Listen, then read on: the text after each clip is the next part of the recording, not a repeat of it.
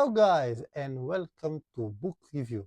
I am your host, Adrian, and in today's episode, I'm going to talk about Skeleton 2 by Stephen King. It was published by Putnam on June 21, 1985. The Mist. Here, the shoes during the reader Charles needs to use the bathroom. His teacher, Miss Beard, humiliates him by publicly clarifying whenever he needs to urinate and allows him to leave.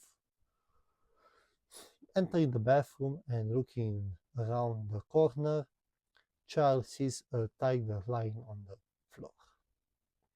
He stands at the door, too afraid to enter. Eventually, a child named Kenny Flynn approaches him.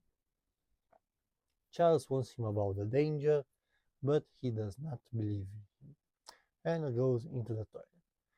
Charles expects screams but hears nothing. Entering the room again, he discovers Kenny's torn shirt.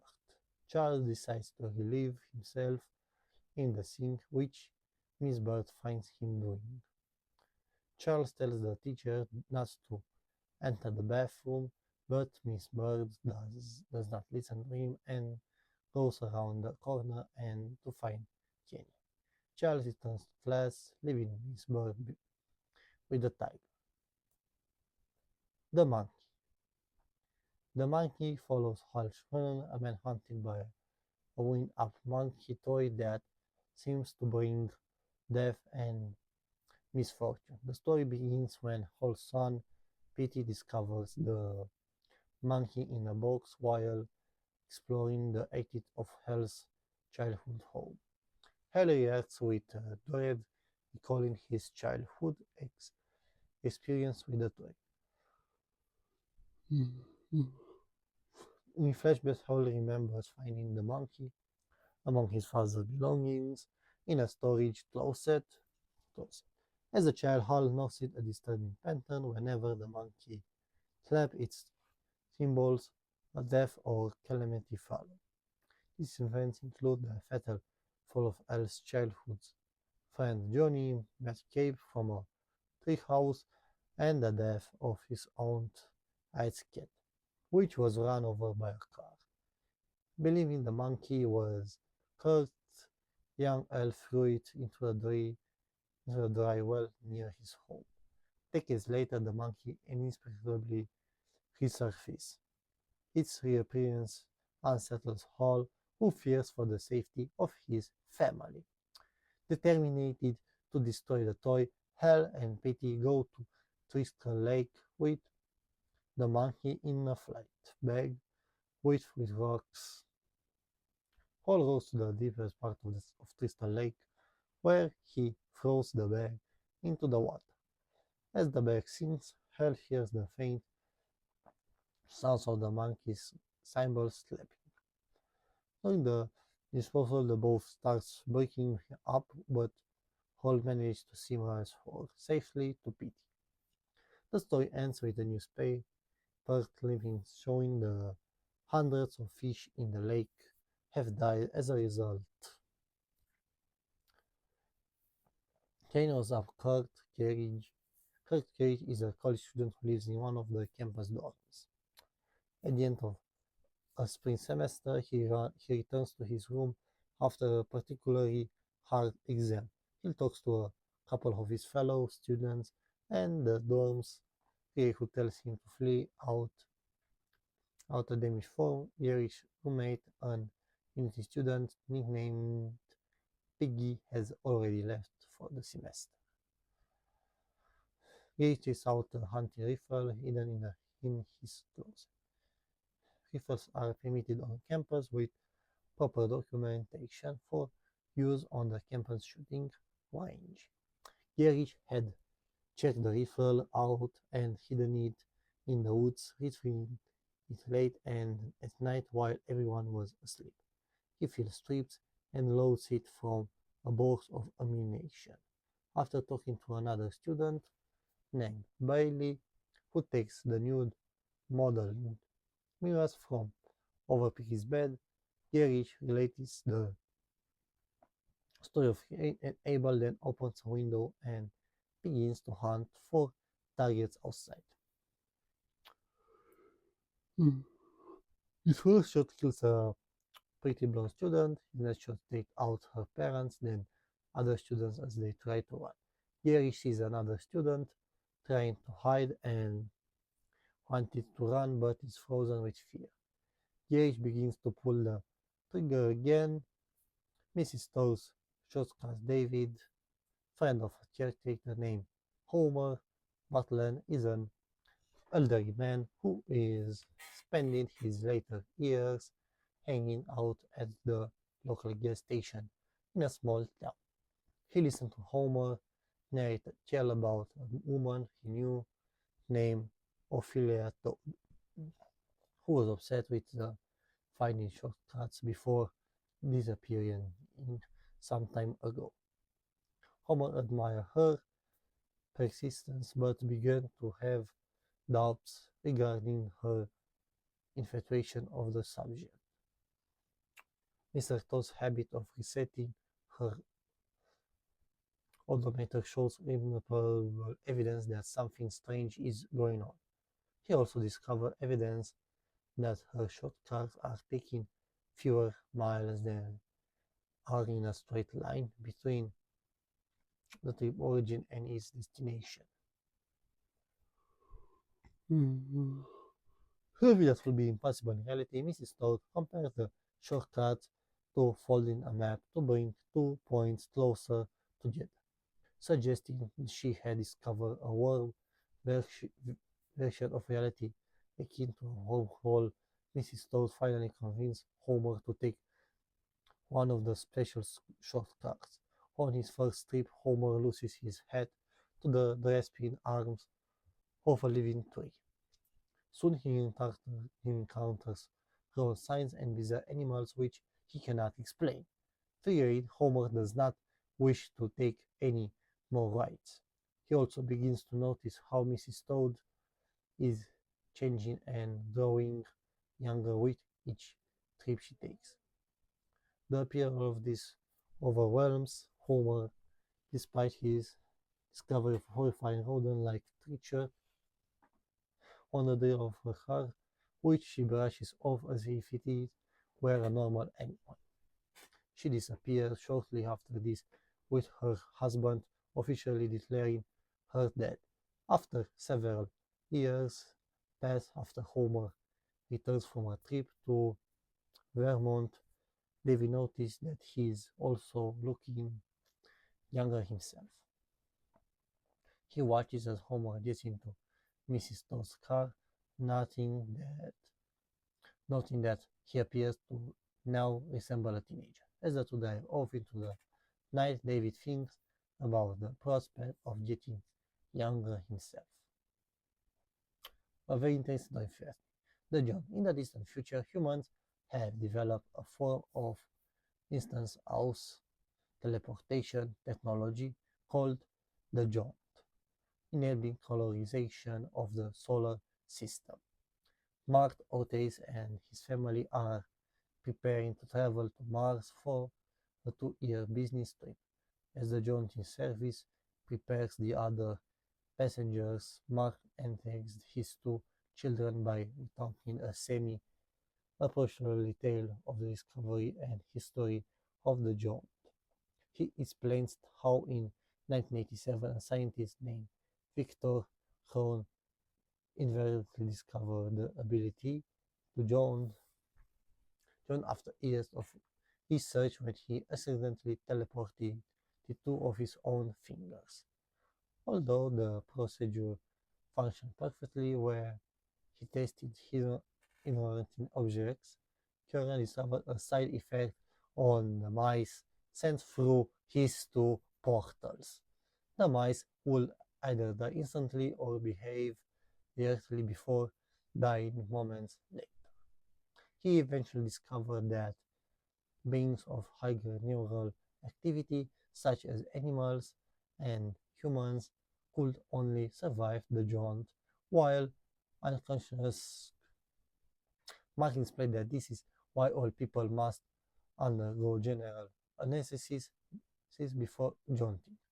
Mark spares his children a gruesome account of the first conscious humans to experience the John a condemned death row murderer named Judy. Foggia, who had been promised a full pardon upon taking part in the experiment. After 600 inmates were jaunted under the effects of anesthesia, Foggy emerged insane, saying that the jaunt was an eternity before dying of a heart attack. Mark also makes mention of the 30 people who left jaunted while conscious voluntary or otherwise. Each time they either die instantly or emerge insane. Scientists had become to conclude that while jaunting is physically carried out almost instantly, to a conscious mind it lasts an intermittently long amount of time, perhaps millions of years, leading to a conscious person simply being left alone with their thoughts in an endless field of white. However, Mark attempts to present this fact in a gentle way as to not threaten his children or his wife, as unlike him, they are jaunting for the first time. After Mark finishes his story, the family is arrested and jaunted to Mars. Upon awakening, Mark is horrified to find that his son Ricky bravely held his breath while being given the anesthetic kit to experience the jaunt, while conscious and has been rendered completely insane. It is said that Mark has no confirmation of how long he had been there, tackling longer than you think.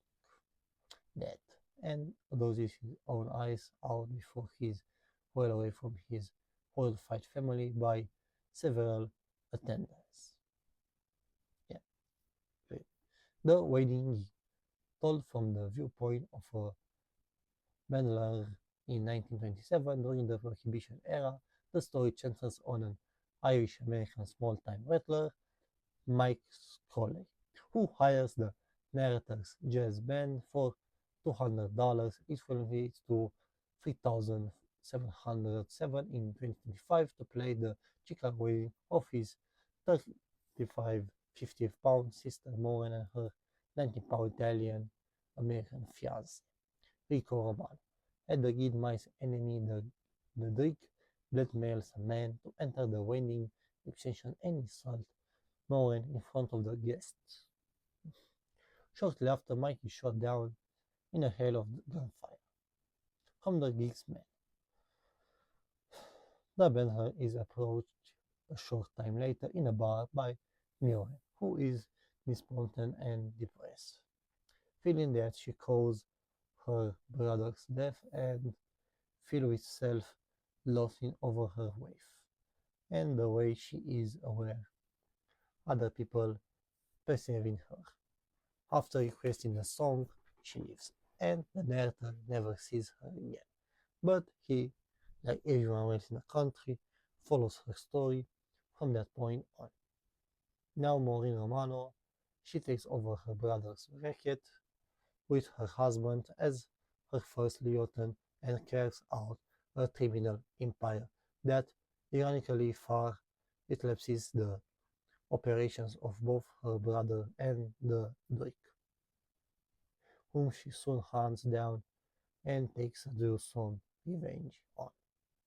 In 1933, Maureen dies of a heart attack, and her husband, who does not share her leadership abilities, is sent to Lyons State Penitentiary the following year. The narrator sadly reflects on the cruel rumors that her weight had increased to 500 pounds by that point. Paranoid, a chain.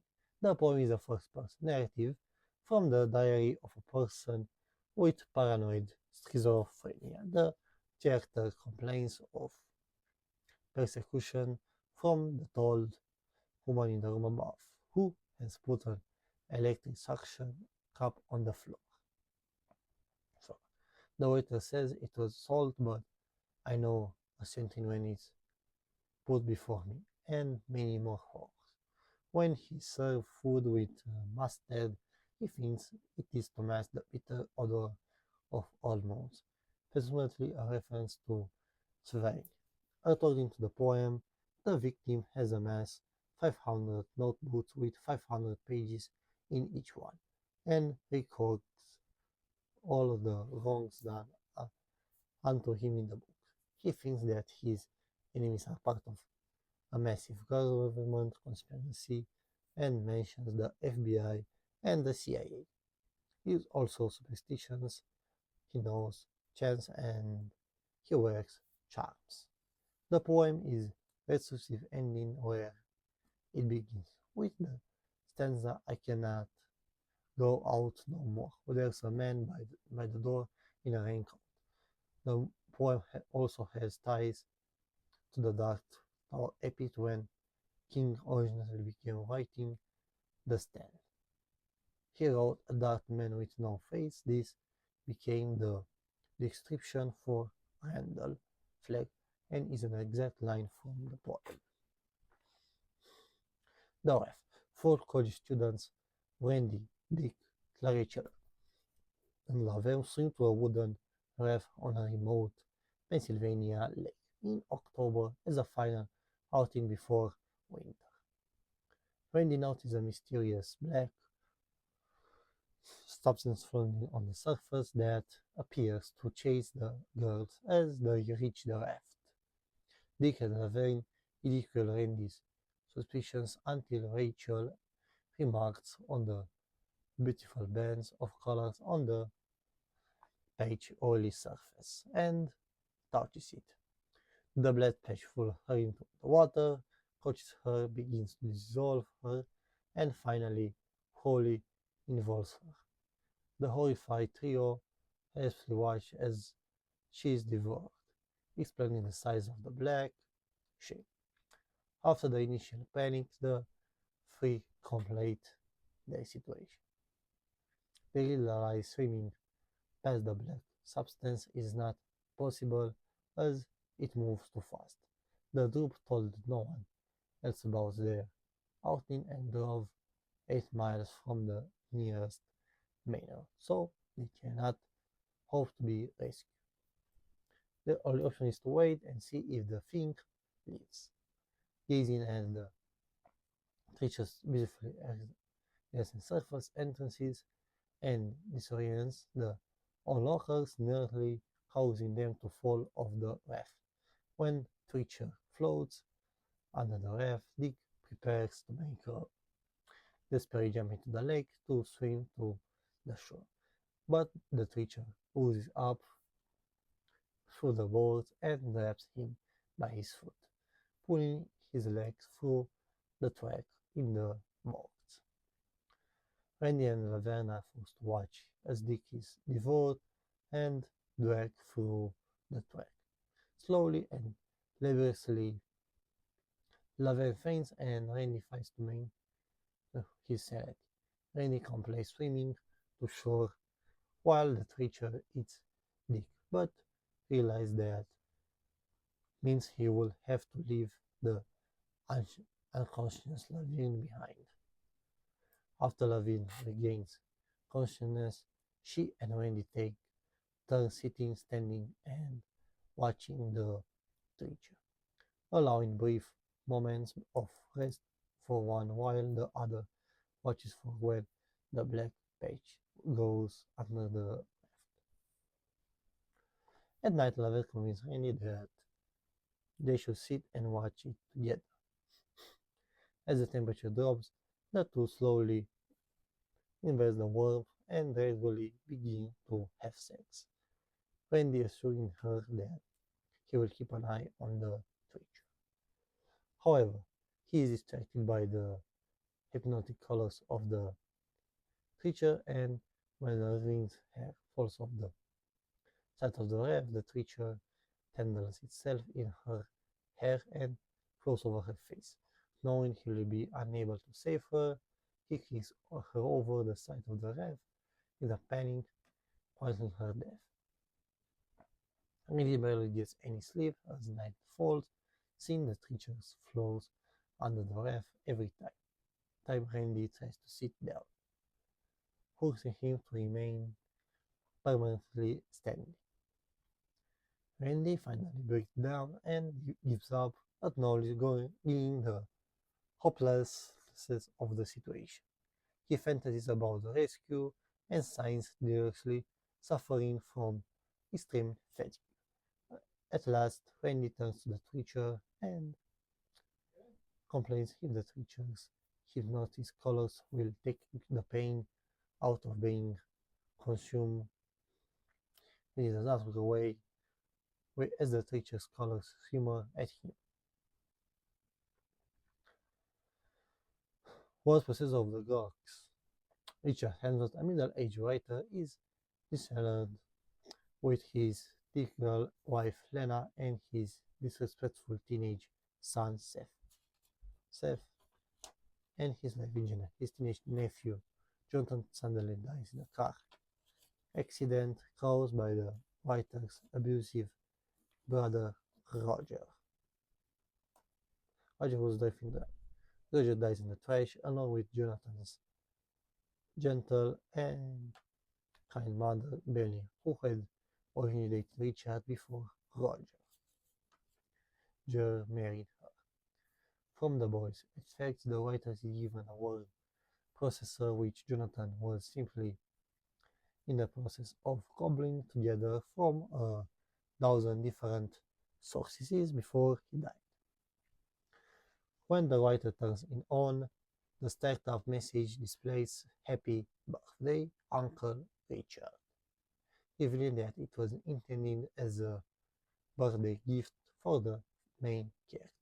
At home, Richard discovers that the processor has the merciless ability to affect reality, but the electronics in the patchwork machine are repeatedly and will not function for long.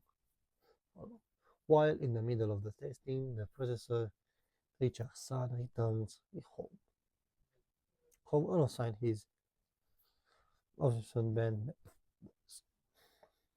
overhearing his son bad mourning him, Richard delays him, which retroactively erases his existence.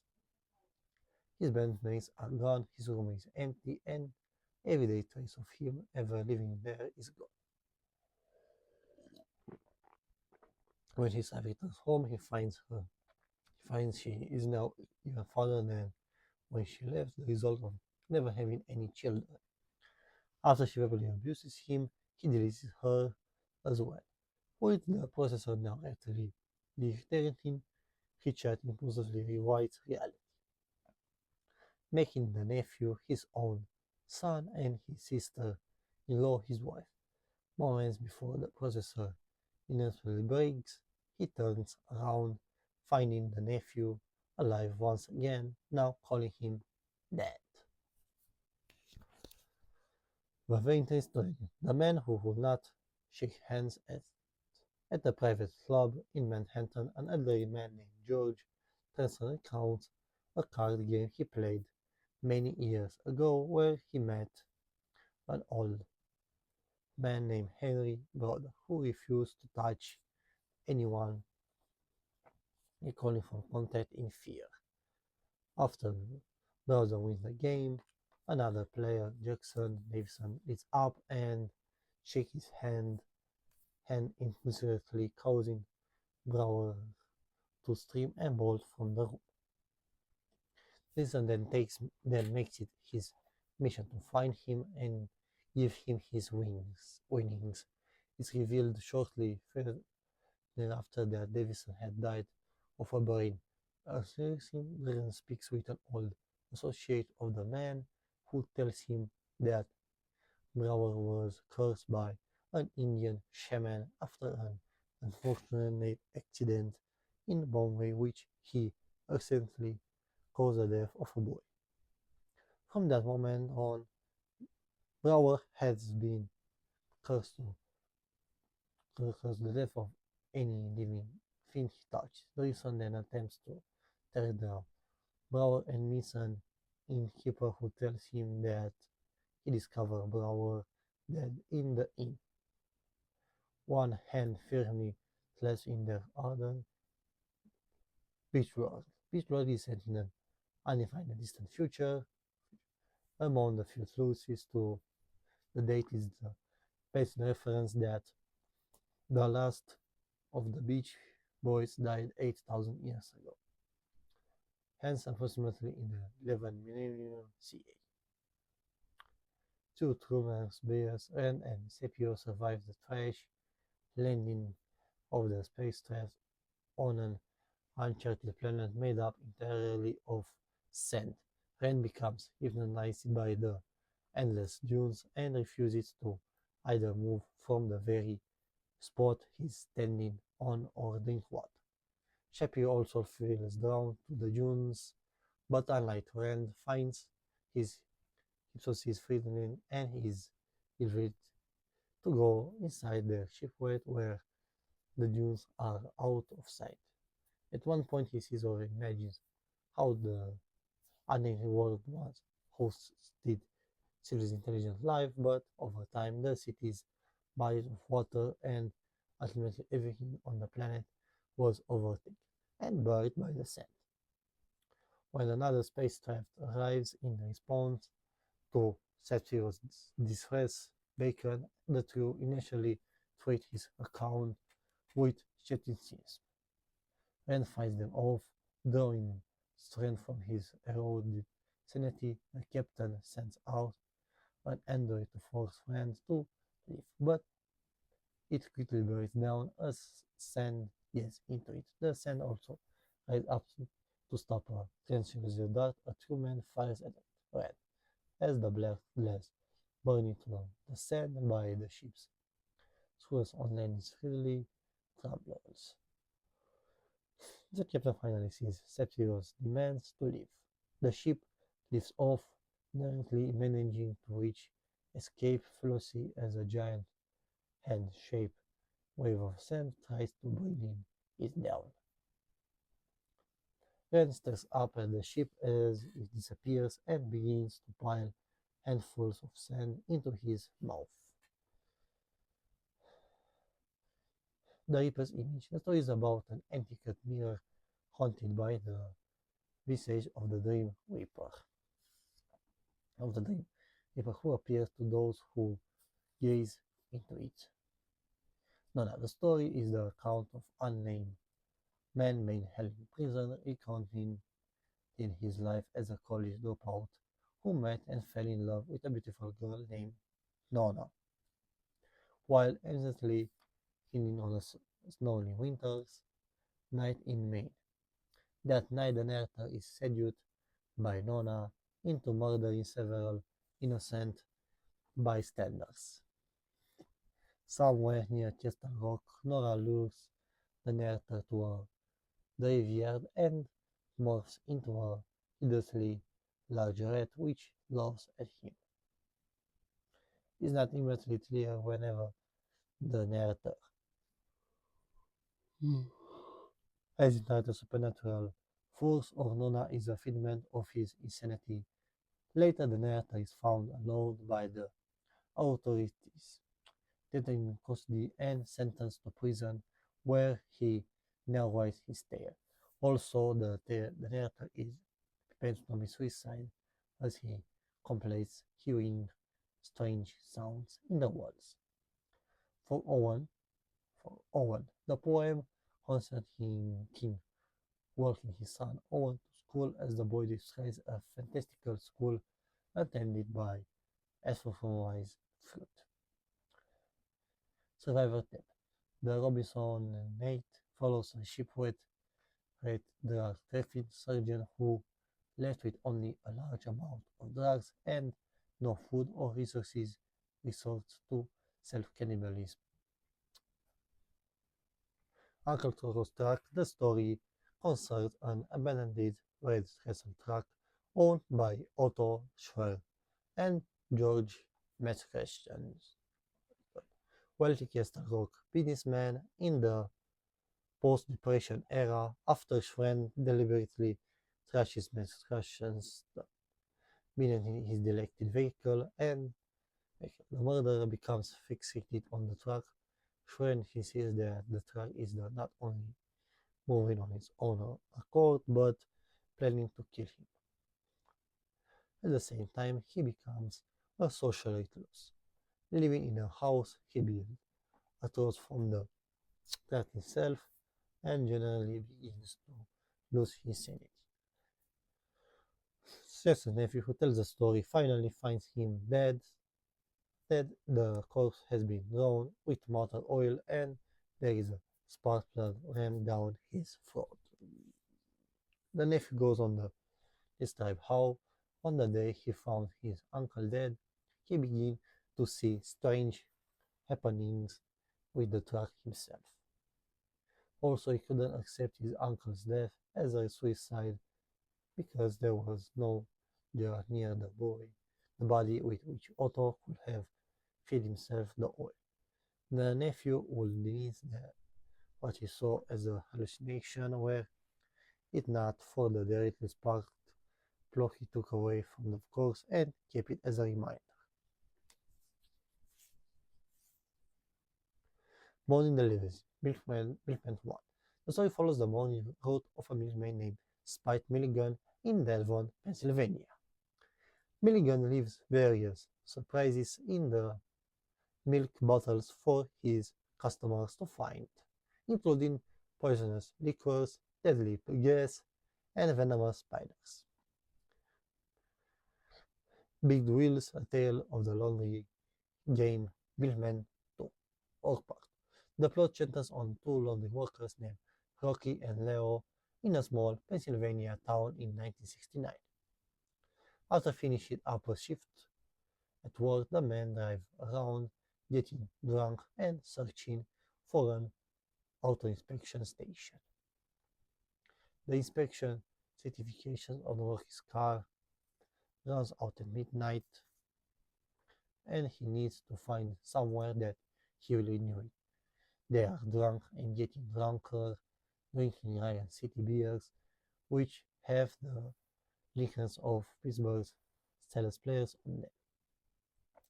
They finally come across an inspection station owned by an old friend of Rocky's, Bob Driscoll. Rocky trashes the car into Bob's garage, and in the ensuing verbal confrontation, Bob recognizes him. They then reminisce about old times, while Bob inspects Rocky's vehicle for certifications. Rocky and Leo continue to drink. At one point, Leo falls into a drunken stupor. After Bob approves the vehicle, Rocky and Leo depart, both very drunk. Later that night, Bob, who is in an unhappy marriage, kills his wife and burns down their home. On the way home, on the long dark stretch of road, Leo tells Rocky that he sees a vehicle following them, implying that it is a milk truck. Rocky's wife had left him for a local milkman, Spike, the primary character in Morning Deliveries. Rocky's reaction is extreme. He begins spraying dangerously and reveals to Leo that Spike kills people. Rocky's silence crashes fatally into an oncoming vehicle that suddenly appears, reading the median line. It's revealed that Spike, the local milkman, is driving this vehicle and that he is indeed a serial killer who plans to visit Bob's home and leave full cans of gasoline, suggesting that he will successfully influence Bob into killing his wife. Although not directly part of the main storyline, which takes on a darkly humorous tone, it's implied that there are links between one of the men and an unsolved murder of a teenage couple, although it is probable that this is another murder committed by Spike. Drama. A 19-year-old boy named George Berger, is at his home in Castle Rock, Maine with his mother Ruth when the two find out that George's 12-year-old brother Buddy has broken his ankle playing baseball. George reluctantly volunteers to watch his returns grandmother while his mom goes to pick up Buddy at the hospital. After she leaves, George recalls a terrifying memory from 5 years ago where his grandma wanted to hug him, making him cry until his mom managed to pacify the situation. As he continues waiting for his mom to return, more repressed memories begin to surface. He recalls overtaking his mother's siblings, begging her to care for the old woman, forcing her to leave San Francisco and move to Castle Rock and Maine remain. George also recalls that grandma had been kicked out of her church, church as well as dismissed from her position as a school teacher for owning particular books. Finally, he remembers that grandma's first two children were stillborn and that it was only after obtaining the books that she gave birth to 9 healthy children. Joy suddenly hears noises coming from her room. Checking upon her, he then remembers his grandma uttering strange words one night and a neighbor dying in the next morning. Those recollections convince George that his grandmother is a witch, having gained dark powers from reading the forbidden tomes. Upon seeing grandma's unresponsive body, George believes that she has died. After doing some tests that convince him that she is indeed dead, he attempts to call the doctor, only to realize that the phone is dead. As he grows more anxious, he returns to her room to cover her face. Suddenly, her hand wraps around his wrist, causing George to flee the room in a panic. He then hears groaning from the room that turns into his grandma calling him. Upon entering, he sees grandma sitting on her chair as she urges him to come to her. He then realizes that she plans to take over his body. A supernatural force compels him towards her arms until he manages to break free. Making his way back to the kitchen, the phone rings. He picks up and hears his aunt Flo on the other hand. As the gun closes the distance, Aunt Flo tells George to command her to stop by invoking the name Esther. He does so, but not before she manages to embrace him. An hour later, Ruth returns to find George immediately unharmed. He tells her that grandma died as his mother asks if anything else happened. George denies it and goes off to his room to sleep. It is revealed that grandma managed to possess George as he then uses a spell to kill his own Flo with an exorcism. The story ends with George planning to torture his brother with his newfound power. The Ballad of the Flexible Bullet. The main character is Henry.